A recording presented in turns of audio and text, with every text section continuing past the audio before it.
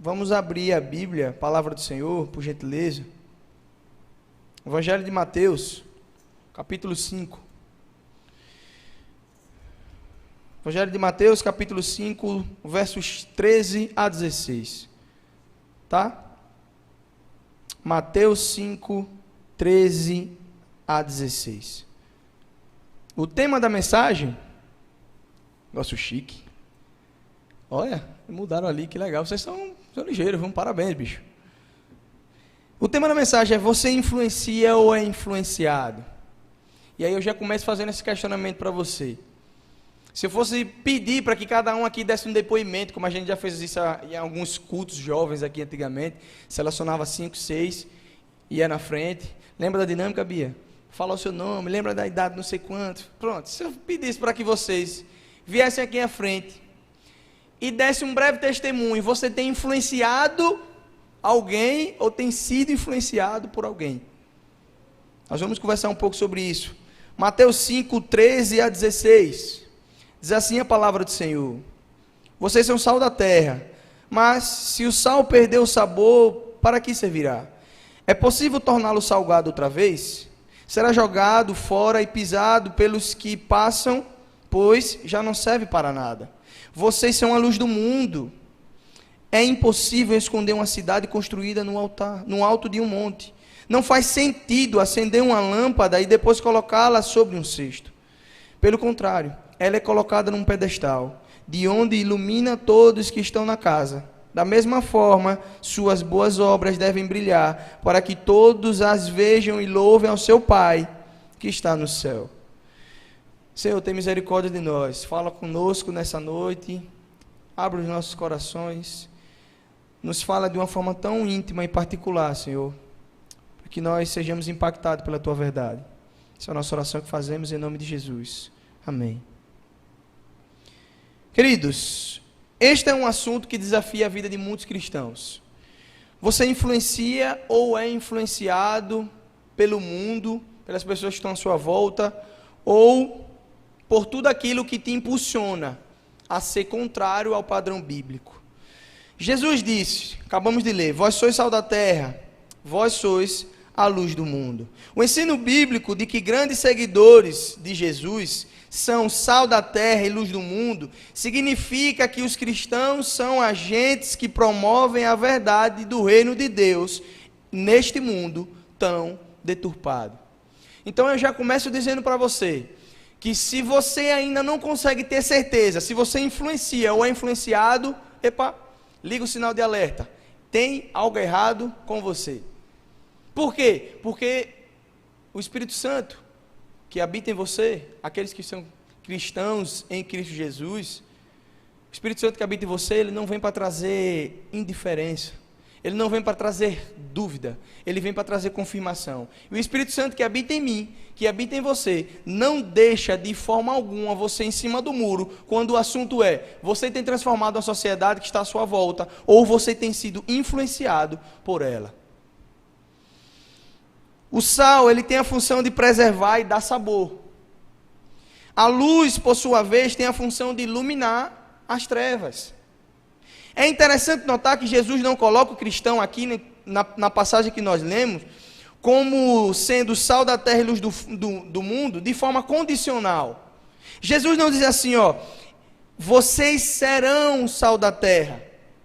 Jesus não diz assim, vocês serão a luz do mundo. Ele afirma, ele diz o seguinte: vocês são sal da terra e luz do mundo. Por que, Júnior, você está falando isso? Porque quando Jesus está afirmando isso aqui, ele não está deixando com que você pense que isso é um si. Não, se eu sou cristão, eu acho que eu posso. Não. Se você se intitula cristão, se você se diz cristão, e você ainda não entendeu que aqueles que estão à sua volta necessitam ser impactados por sua vida, você ainda não entendeu o que é o Evangelho de Cristo. E o interessante disso tudo é que nós começamos a ler, e Jesus diz o seguinte, para os discípulos. Jesus está em uma conversa aqui com os fariseus, com os mestres da lei, em Mateus, e aí ele vai dizer isso: vocês são Os discípulos, vocês são. Vocês discípulos aqui da primeira igreja são. Vocês visitantes, amigos, se vocês são cristãos, vocês precisam ser sal da terra e luz do mundo. Isso significa que todo aquele que verdadeiramente é nascido de Deus, necessariamente é sal da terra e luz do mundo.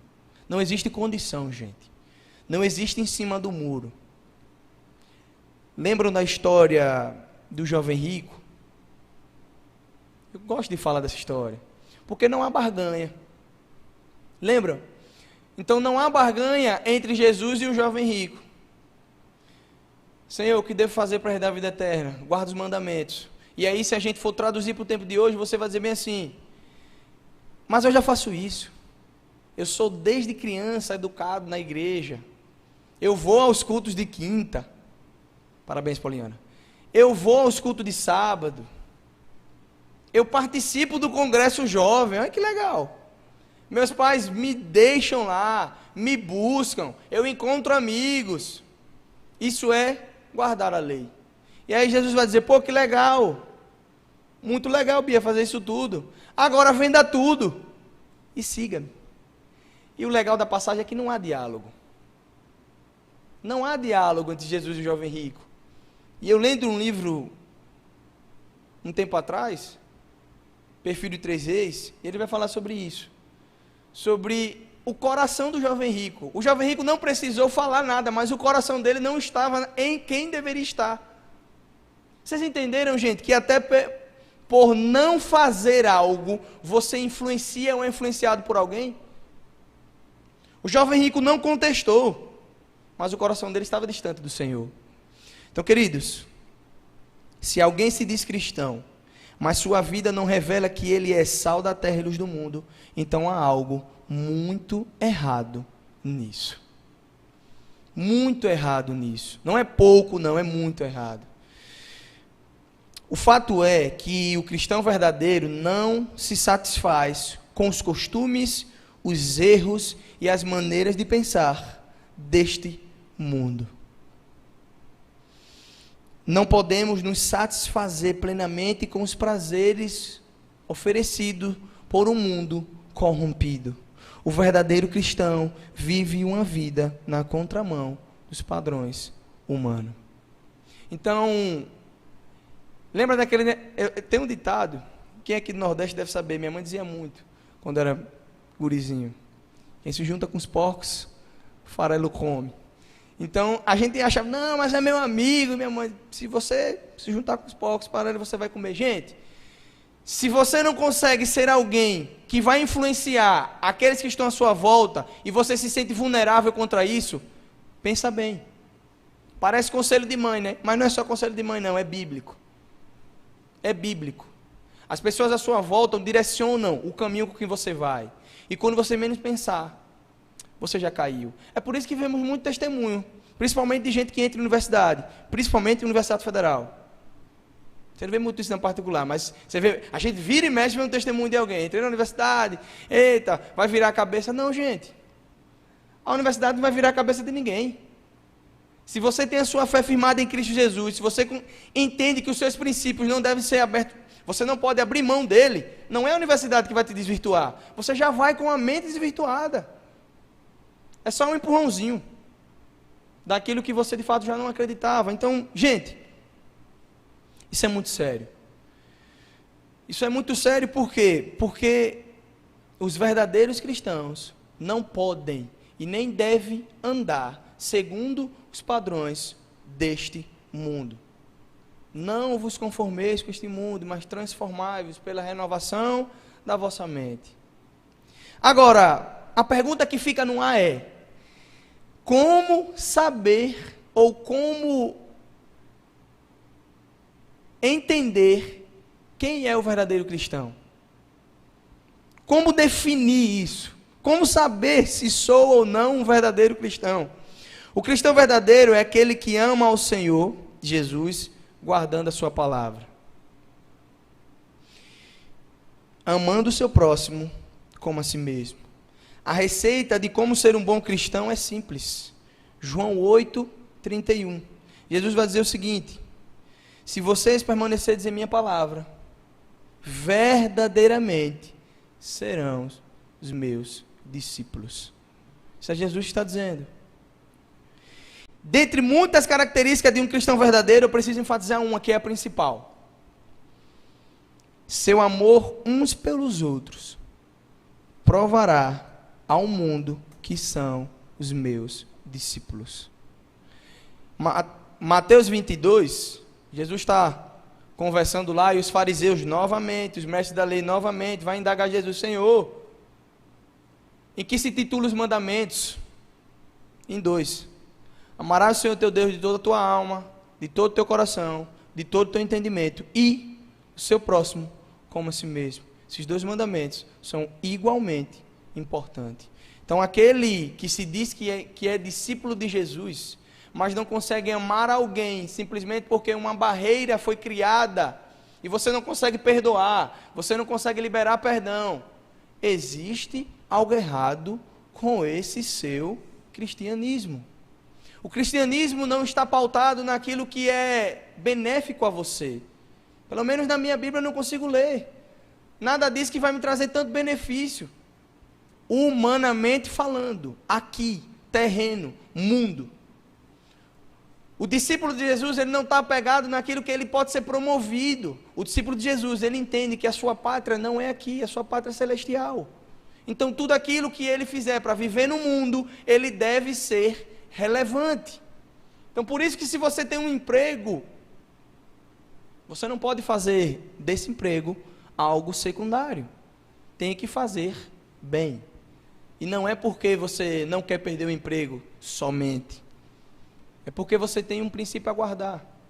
Você tem um princípio a zelar. Aquele que é cristão genuíno precisa ser bom em tudo que faz. E não entenda ser bom como perfeccionista.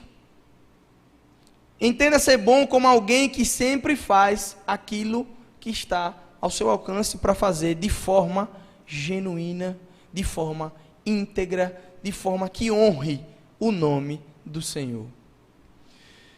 Então, essas 2 características, guardar a palavra e o amor, são fundamentais para os discípulos de Jesus. E onde está toda a base da vida cristã? Qual é a base da vida cristã então, Júnior? Obediência a Cristo, amor a Ele e ao próximo. O pilar. Vocês não acabaram de cantar o fundamento, eu vou construir. Para você construir, você precisa ter uma base sólida. Senão, nós que não somos engenheiro e ali existe um, vai cair. Então essa base é obediência a Cristo, amor a Ele e ao seu próximo. E aí eu paro e pergunto para você nessa noite: você tem vivido assim? Você tem vivido assim? Se eu pedir para levantar a mão, como alguns pastores gostam de fazer, levanta a mão, você que faz isso. Levanta a mão, você que faz aquilo. Você levantaria a sua mão? Queridos, entendendo o perfil do verdadeiro cristão, que nós acabamos de ver aqui,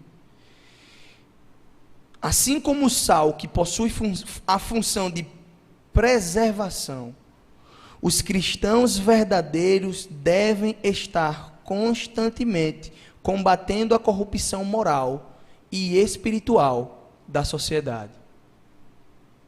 Gente, isso é forte. Sabe por que isso é forte? Porque isso vai te afastar de algumas pessoas. Ou algumas pessoas se afastarão de você. Por quê? Porque nós não vivemos num mundo que é só espiritual, gente. Existem as questões morais, as questões éticas. E se algumas pessoas não se encaixam no seu padrão ético e moral de viver, como você ainda consegue viver ao lado de uma pessoa dessa sem confrontá-la? Não existe isso, gente. Isso é ser conivente. Como eu vi há um tempo atrás aí, um pastor disse que isso é anestesiar pessoas a irem ao inferno. Você não confronta ninguém, mas você sempre passa a mão naquele que sempre diz alguma coisa que é contra os seus princípios, contra os seus valores, e você, tá tudo bem, você anestesia uma pessoa para ir para o inferno. E o inferno é real, tá, gente? Por que eu preciso dizer isso? Porque hoje a nova teologia diz que não existe o inferno. O inferno é aqui onde estamos vivendo. Ei, não. Existe algo real. Existe, assim como o céu é real, existe um lugar que é real. Então, queridos, de certa maneira, o sal age secretamente. Olha só, gente. O sal age secretamente, no sentido de que não podemos ver como sua ação preservativa age especificamente. Na maioria das vezes, também não podemos distinguir pelo olhar se um alimento está temperado com sal ou não. Quando sabemos? Quando degustamos. Por isso que alguns vão dizer, a comida está sem sal. Mas olhando você não consegue saber. Então assim também acontece com a presença dos cristãos nesse mundo. Vejam só, muitas vezes parece que a sua ação, no seu ambiente de trabalho, na sua faculdade, na sua igreja, na sua família, parece que está sendo em vão. Você parece ser um inútil. Como eu já conversei com alguns aqui, eu faço isso, mas ninguém me vê. Sempre a mesma coisa, sempre as mesmas. Ei. Vejam só. Muitas vezes a sua ação parece que é nula, mas não. Somente Deus é quem sabe o quão mais perverso e depravado seria este mundo ímpio sem a presença, sem o exemplo e sem as orações dos santos aqui nessa terra. Então não está baseado naquilo que você vê. Está baseado naquilo que Deus faz. Você pode fazer 1000 coisas e ficar pensativo, será que eu fiz essas 1000 coisas certas ou não? Gente, vocês podem ter pregado para alguém na sua vida, ou dado algum testemunho, sem ser falado, mas vivido, que a pessoa se converteu, que você nunca vai saber. O mérito não está em você, a ação primária não é sua, você é apenas instrumento, canal de bênção que precisa ser deixado ser usado pelo Senhor. Então, gente, tente olhar para dentro de si mesmo e seja sincero o suficiente para confessar se você influencia ou se você é influenciado pelo mundo à sua volta. E não pense mundo como algo global. Não. Pense em seu amigo. Lembra do tempo do Americano Batista? Aquele tempo bom. Pensa nos funcionários. Pensa na família. Pensa nos amigos. Será que você tem se deixado levar pela onda? Já diz o filósofo Zeca Pagodinho, deixa a vida me levar, a vida leva eu. Ou você tem dado um basta naquilo que de fato vai na contramão dos seus princípios?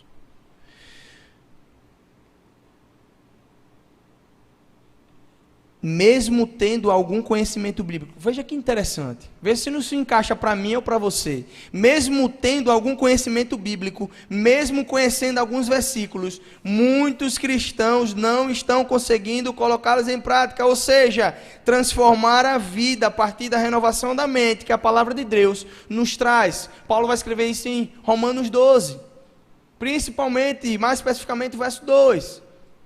Transformai-vos pela renovação da sua mente, para que assim alcançais e percebais aquilo que é a boa, agradável e perfeita vontade de Deus. Gente, de fato, o conhecimento da palavra do Senhor causa uma renovação na nossa mente, na nossa maneira de pensar. Mas vejam só, mas ter o conhecimento sem a prática não leva a nada. Não leva a nada. Se não cuidarmos da nossa própria conduta e termos a atenção de praticar a palavra de Deus, que temos aprendido aqui no congresso, escola bíblica dominical, nos cultos de domingo, nos cultos de quinta, se não cuidarmos para praticar essa palavra, estaremos incluídos. Gente, nós estaremos incluídos num dos piores tipos de pessoa que o Senhor Jesus descreveu na Bíblia. Que pessoa é essa, Júnior? Mateus 15:8. Ele diz o seguinte: este povo se aproxima de mim com sua boca, me honra com seus lábios, mas o seu coração está distante de mim. Gente, vocês já pararam para pensar que isso faz toda a diferença na nossa caminhada? Claudinha, não adianta cantar, levantar a mão. Viu, João? Fazer bonito, não adianta. O que adianta é um coração contrito e quebrantado diante do Senhor. Não adianta fazer um congresso com um LED, que legal, bonito, os caras botaram para arrasar. Não adianta estarmos aqui diante de um auditório de 80, 100 pessoas. Não adianta de nada se você não entender que o que tem que estar aos pés do seu Senhor é o seu coração, de forma pura e genuína a Ele. O meu povo me honra com sua boca e com seus lábios, mas o seu coração está distante de mim. Diante de tudo isso, eu pergunto para você nessa noite: você influencia ou é influenciado pelas suas amizades? Você influencia ou é influenciado em seu ambiente de trabalho? Lembra da ligação? Disse que eu não estou. Assina aí por mim, ligeirinho. Eu vou aqui e volto já. Lembra do seu amigo que diz assim: é só um tempinho aqui conosco, não vai ter nada demais. E aí começa a zoar você porque você não gosta. Você influencia ou é influenciado em sua faculdade ou escola? Você influencia ou é influenciado em sua família? Olha que interessante, Júnior. Família, algo tão íntimo, tão próximo. Você tem sido agente de transformação para as pessoas da sua família que ainda não conhecem a verdade que liberta? Ou você tem sido apenas mais um? E é bom dialogar com um jovem adolescente, porque todo mundo é muito sincero. E uma conversa que eu tive com ele, disse assim: e aí, como é que está a vida de igreja? Ele disse: rapaz, tudo no automático. Venho para a igreja no automático, porque é domingo. Cultuo no automático. Vou embora no automático. E, gente, nossa vida é assim, tá? É uma correria tão grande que quando você menos espera, você está aqui no automático. Você influencia ou é influenciado em sua igreja? Na igreja, Júnior? Não vamos contar os casos, não. De gente na igreja que... Eu estou falando para vocês com toda a sinceridade do mundo. Tem pessoas lá fora que são mais genuínas do que alguns aqui dentro. Sem medo de errar. Sem medo de errar. Então você tem influenciado aquele seu amigo da igreja que pede para você fazer alguma coisinha que você... é legal. Não vai dar em nada, não. Queridos, você tem influenciado ou você tem sido influenciado? Você tem sido influência de Jesus ou tem sofrido influência mundana? Tem sido sal da terra ou tem sido pisado pelos homens? Porque o sal, quando ele não serve mais para nada, ele só serve para ser pisado. Você tem praticado as mesmas coisas pecaminosas que outras pessoas consideram ser comuns? Vocês têm praticado isso? Ou têm denunciado o pecado corajosamente e o renunciado? Não é fácil, existe uma guerra. Gálatas 5, Paulo vai falar sobre isso, carne versus espírito. E aí eu sempre digo, quem você alimentar mais, vai sair vencedor dessa. Não adianta, gente. Não adianta você vir a algum congresso jovem e dizer assim: agora o pastor deu a palavra, vou arregaçar lá fora. Não, gente. Depende de você. Lembra de um congresso? Eu escolho Deus, mas todo dia o pecado vem e me chama. Vamos botar de hora em hora, de segundo em segundo, o pecado. Então, queridos, não se contaminem. E é interessante falar sobre essas práticas pecaminosas que vocês cometem achando que está tudo bem. Porque alguns pecados já se tornaram aceitáveis. Eu estou lendo um livro sobre isso, pastor Iago Martins, Pecados Aceitáveis, estou no 4º capítulo. Ele trata cada capítulo um pecado. Por que ele traz esse livro, Ju, nesse tema? Porque, assim como vocês aqui, ó, pregando para jovens, diz, quem aqui é preguiçoso? Aí a galera, eita. Aí ele disse, olha, o pessoal é preguiçoso. Quem aqui come muito? Todo mundo apontando para Cicrano, para Beltrano. Ele disse, pronto, quem aqui vê pornografia? Vixe, Jesus. Aí não teve um, só santo. Ele disse, então, existem pecados aceitáveis. Pecados que você comete que todo mundo já aceita. E existem pecados que você acha que tem um grau maior e aí você esconde para si mesmo. Então, será que você tem praticado algum pecado que nós costumamos chamar de pecado de estimação? Sem perceber que você está em pecado. Queridos, existem costumes pecaminosos que são tão comuns que muitos cristãos chegam a duvidar de que a Bíblia os condena. Existem costumes pecaminosos que são tão comuns que muitos cristãos chegam a duvidar de que a Bíblia condena. Acham que praticar certas coisas não tem nada a ver. E aí, gente, se eu fosse enumerar aqui, não sobraria espaço. Ou senão poderia ser muito incisivo com você. Mas em vez disso, eu quero desafiar a cada um de nós a olhar para dentro de si, examinar-se e aprovar-se. Paulo vai escrever em 2 Coríntios 13, versículo 15, dizendo o seguinte: examinem a si mesmo.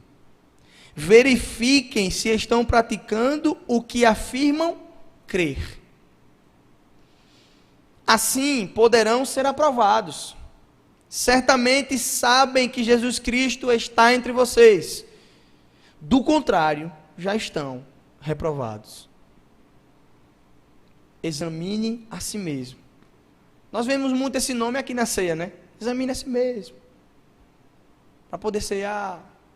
Queridos, a nossa vida não tem que ser um autoexame só na ceia. Tem que ser diário. Gente, isso é um alerta muito grande e importante. E ao mesmo tempo aterrorizante. Sabe por quê? Porque assim como os fariseus e os mestres da lei conheciam a palavra de Deus, muitos de vocês conhecem, eu conheço. Isso pode nos tornar soberbos, pode nos tornar alguém que vai destruir a própria vida. Por quê? Porque se eu sei muito disso, para que eu vou à igreja? Para que eu vou ao culto? Mas Jesus morreu por todos. Então se ele morreu pelos meus pecados na cruz, então eu posso tudo. Lembra da onda do momento? E se você criticar alguém, você ainda é chamado de legalista. Hoje virou moda a aceitação total de todas as coisas. Você não pode mais apontar o dedo para alguém e dizer que está em pecado. E eu não estou falando isso de forma ofensiva.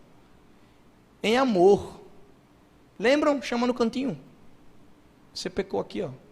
Vamos orar por você? Eu vou orar por você, eu vou caminhar com você. Eu vou ajudar você no processo. Mas não. Hoje em dia você é tão conivente que eu costumo dizer isso na EBD. Quando alguém pede perdão para você, ou quando alguém pede ajuda para você, você não é capaz de ajudar. Então agora vão ser dois pedindo ajuda. E aí você chega em alguém de novo, estou precisando disso, passando por uma ajuda assim, assim, assado. 3 pedindo ajuda. Porque ninguém está forte o suficiente para poder ajudar aquela pessoa quando ela mais está precisando. Existe uma igreja, me esqueci agora, não me recordo agora a memória, eu estava lendo um tempo desse, comentando com algumas pessoas, que começou um movimento, na igreja mesmo, de adolescente, os caras viciados em pornografia, e começou a falar com outro assim: rapaz, sou viciado em pornografia, preciso de sua ajuda. Aí o cara disse: rapaz, eu também sou. Hoje o movimento é muito grande no Brasil, eles contam esse testemunho. E aí eles chegaram os dois, então vamos pedir ajuda nós dois. E os dois foram pedir ajuda da pessoa aí. Foram pedir ajuda, acho que é um diácono da igreja. O diácono disse: rapaz, eu também sou, não posso ajudar vocês não. Aí vai o diácono também pedir ajuda, foram pedir ajuda ao ministro de louvor, ao líder do louvor. Rapaz, estamos precisando de ajuda, porque nós somos ministros de louvor. Disse: eu também sou viciado em pornografia. E aí eles foram pedir ajuda ao pastor. Aí eu já, na conversa, quando alguém me contou, disse: o negócio ficou ruim aí, viu? Chegou no pastor, eu já comecei a ficar acelerado. Aí o pastor disse: não, eu vou ajudar vocês. E começaram com 4 pessoas, com o pastor. Um sábado à tarde. E aí foi agregando, que chegou um ponto que eles tiveram que cortar. A igreja entendeu e 97% dos homens da igreja eram viciados em pornografia. Estou falando de homem, tá, gente? Imagina tu, com hormônio à flor da pele aí, jovenzão, adolescente, hein? Como diz Cláudio Duarte, o hormônio não se converte. Então você está à flor da pele. Então, queridos, examine a si mesmo. Você vai ter desejo, que é normal. A grande questão é o que você faz com esses desejos. Se você não tem desejo também, tem algo anormal. Vai no médico também que tem alguma coisa com problema. Agora, o que você faz com esses desejos, gente, é que começa a complicar. Aí você começa a ser aquele assim, lembra da escola, faculdade, fulano está chegando, é evangélico, fulano é crente. Era muito engraçado isso, gente. Sabe por quê? Porque você não é destaque na sociedade que você está inserido. Você é apenas mais um.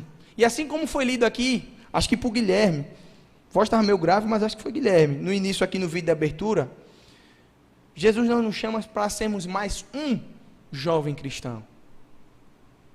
Está cheio. Ei, está cheio, o mundo está cheio. Se você for aí fora, tem igreja, gente, igreja, que só de jovem tem mais de 1000. Igreja que só de jovem tem mais de 1000. Então aqui nós temos 100 e pouquinho.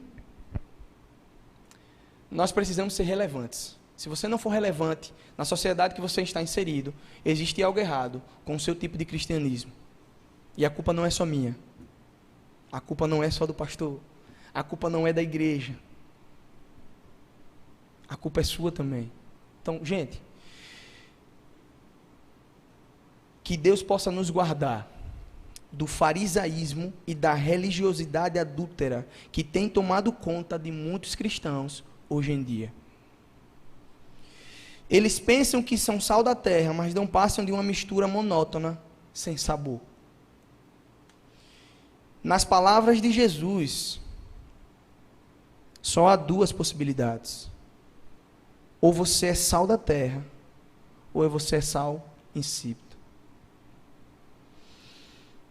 Quem tem sido você na sociedade? Quem tem sido influência? Você ou seus amigos que não conhecem o Jesus que você acredita? Você tem sido influência ou tem sido influenciado por seus amigos? Você tem sido sal da terra e luz do mundo? Ou você anda sem sabor e você também vive na escuridão? Quem é você? Que Deus tenha misericórdia de nós. Que Deus tenha misericórdia de mim. Que Deus tenha misericórdia de você.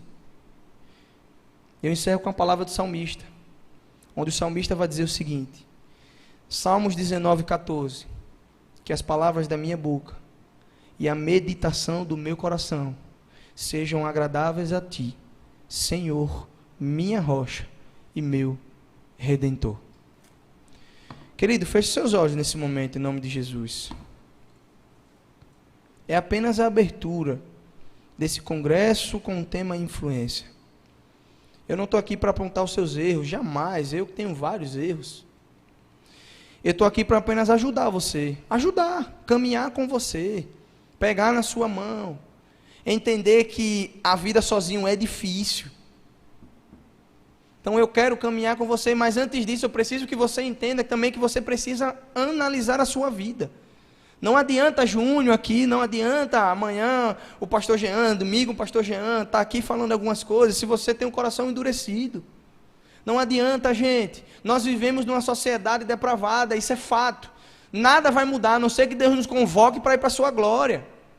Mas se nós estamos inseridos em uma sociedade tão depravada, tão corrompida, eu preciso ser alguém diferente nela. Um agente de transformação nessa sociedade que tanto clama por jovens que sejam a diferença nesse mundo. Queridos, um novo tempo chegou para você. E aí eu não estou aqui para dizer se você vai participar desse novo tempo, não. Eu sei que ele chegou para você. Só quem pode dizer se vai seguir esse novo tempo ou não, é você mesmo. Eu não posso fazer isso. Eu tenho que viver a minha vida, que já é uma vida tão corrida, eu peço tanta misericórdia ao Senhor, porque quando eu menos espero, já dá 10 horas da noite, a vida é tão doida, tão corrida, e você, puxa a vida, será que eu estou dando um resto ao Senhor? Será que de fato Ele merece isso? Gente, aqui vos fala um cara igual a você, pode ter certeza, com todas as dores, com todas as aflições, com todas as angústias, mas queridos, eu quero encorajar vocês nessa noite, a fazer desse congresso Influência, um congresso que vai marcar a sua vida. E não é marcar simplesmente que você saia daqui dizendo, agora eu sou mais crente, não. É marcar com mudança de vida, transformação de mente, para que quando você aponte lá para frente para o futuro, e volte ao passado, você entenda o seguinte, lembro do dia 13 de agosto de 2021, e ali foi um marco na minha vida, e a partir de agora eu vou viver a vida que Cristo deseja que eu viva, e não a vida que eu acho que tenho que viver.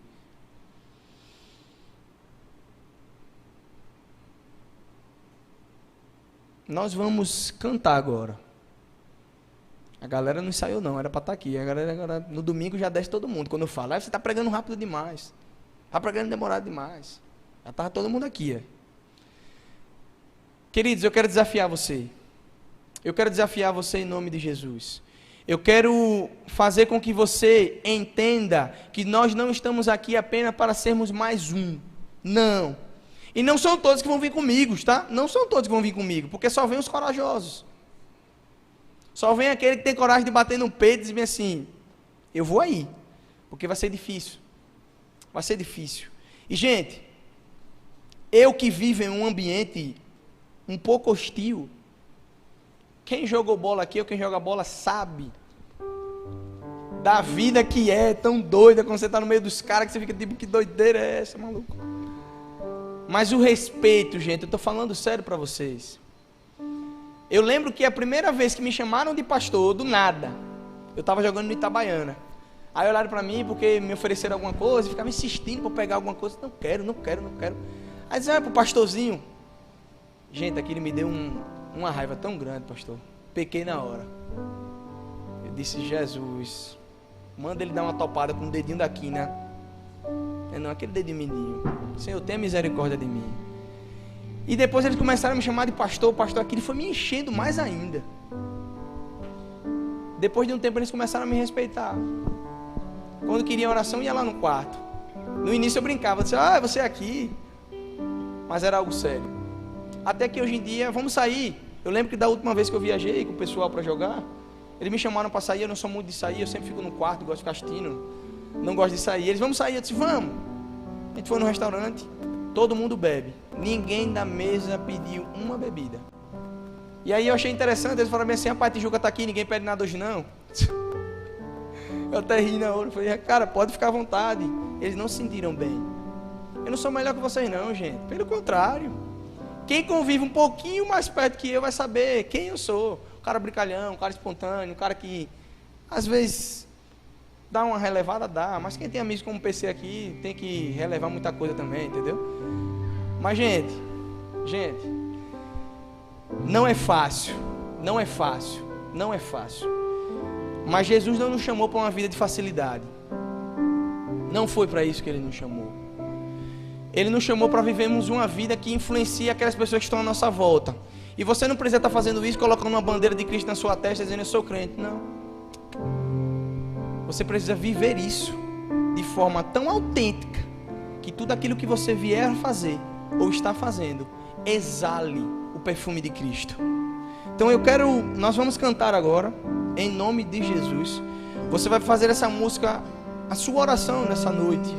E no final nós vamos orar ao Senhor por sua vida, consagrando tudo desse congresso. Tudo que eu preciso pra viver, eu me lanço aos teus braços, onde encontro meu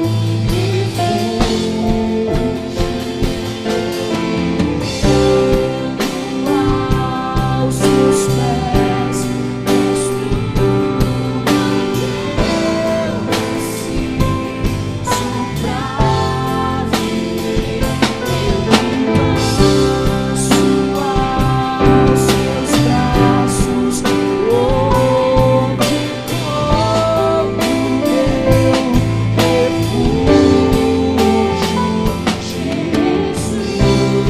onde encontro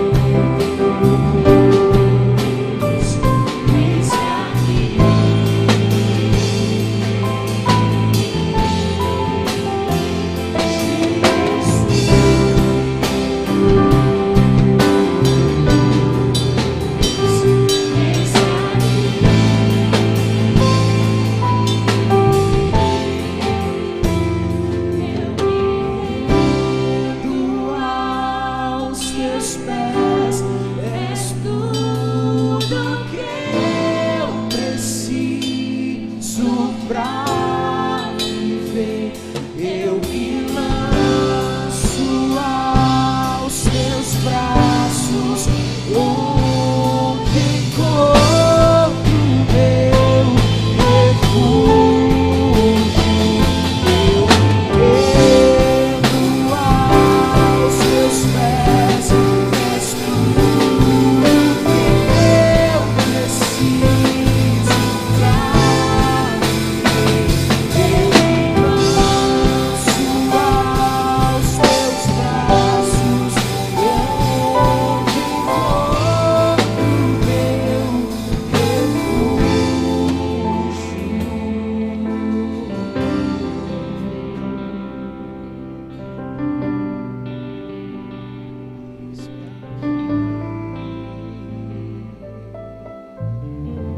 Eu estava conversando semana retrasada com um adolescente daqui da igreja, jovem.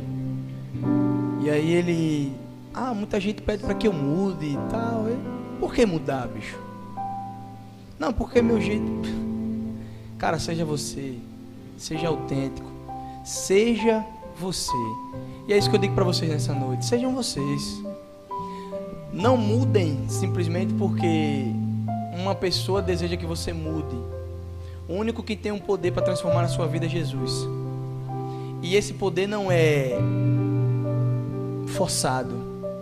Acontece de forma tão natural que você vai começando a perceber as coisas, dizendo assim: isso aqui já não me cabe mais. Isso aqui já não me cabe mais. Eu vou começar a ir menos nisso aqui. Eu vou começar a fazer essas coisas diferentes. Isso vai aos poucos, Bia. Não é de uma hora para outra, não, gente. Então não muda simplesmente porque alguém está querendo que você mude. Não.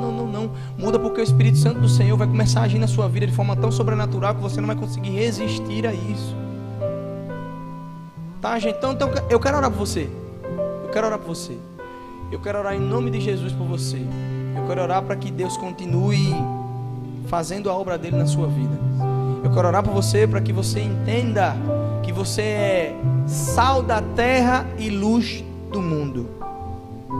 E como nós lemos, não existe uma luz em um lugar que já tem luz. Luz precisa estar num lugar que tem trevas. Então você vai sair do seu vínculo de amigos porque você se converteu? Não. Continua lá, amigão. Agora, ser agente de transformação na vida deles, tá? Não seja mais um não. Não seja mais um que a pessoa vai olhar para você e dizer assim: fulano tá aqui? Fulano. Tá? Não seja também esse tão crente santarrão que quando aceita e vê que está convertido, que vê o evangelho, se afasta de todo mundo, porque quer ver uma vida de santidade. Ei, a vida é em coletivo. Nós precisamos viver em comunidade, viver do lado de amigos. Queridos, em nome de Jesus, eu quero orar por vocês. Quem entendeu essa verdade e sabe que precisa voltar a viver uma vida que influencia aquelas pessoas que estão à sua volta, fique em pé em nome de Jesus. Eu quero orar por vocês. Vamos começar esse congresso do pé direito. Em nome de Jesus, eu quero orar por vocês. Eu quero orar por vocês. Eu preciso, é o mínimo que eu posso fazer. Já me encontro de pé, porque é difícil a batalha quando você vive no meio tão hostil. Eu preciso viver sempre influenciando aqueles que estão à minha volta. Não é fácil, gente, mas nós precisamos disso. Quero orar por você, em nome de Jesus. Senhor, estamos diante de Ti. Estamos diante do único Deus. Deus de Abraão, Deus de Isaac, Deus de Jacó. O Deus que pode todas as coisas. O Deus que é o dono de nossa vida. O Deus que é o dono desse congresso, o dono dessa igreja. O dono de todas as coisas. Nós estamos diante de Ti, Jesus, e a Ti te rendemos honra, glória e louvor. Senhor, estamos de pé, entendendo que nós não podemos ser mais pessoas irrelevantes em uma sociedade, Senhor, tão deturpada como a que vivemos. Nosso papel é de protagonistas. Nós precisamos aparecer, não para o eu próprio, porque a nossa vida em nada temos preciosa. Nada, somente o Senhor. Mas para que o Teu nome seja engrandecido através de nós, esse protagonismo possa resplandecer em nós. Ajuda, Senhor, cada vida que está de pé nesse momento. Ajuda, Senhor, nos momentos de dificuldade, porque vai ter momentos que vamos pensar em desistir. Mas a Tua palavra nos garante que maior é aquele que está em nós do que o que está no mundo, Senhor, e é nela que nós nos apegamos. Nos ajuda, Senhor. Nós queremos que as pessoas nos olhem como pessoas que sempre tenham uma palavra, Senhor, sempre tenha um abraço, sempre tenha algo para oferecer para elas. Nos ajuda, Jesus. Nos ajuda a caminhar do lado de pessoas que estão a todo tempo tentando nos puxar para baixo, mas que possamos impactar a vida dessas pessoas, para que elas entendam que não somos nós, mas o Senhor, somente o Senhor, que pode trazer transformação para a vida dela. Oh, Jesus, nos ajuda, que esse congresso o Senhor possa ministrar tão intimamente em nossos corações, que nós possamos no final dele entender que esse congresso será um marco em nossa vida. Nós te oramos agradecido por tudo, em nome de Jesus, amém.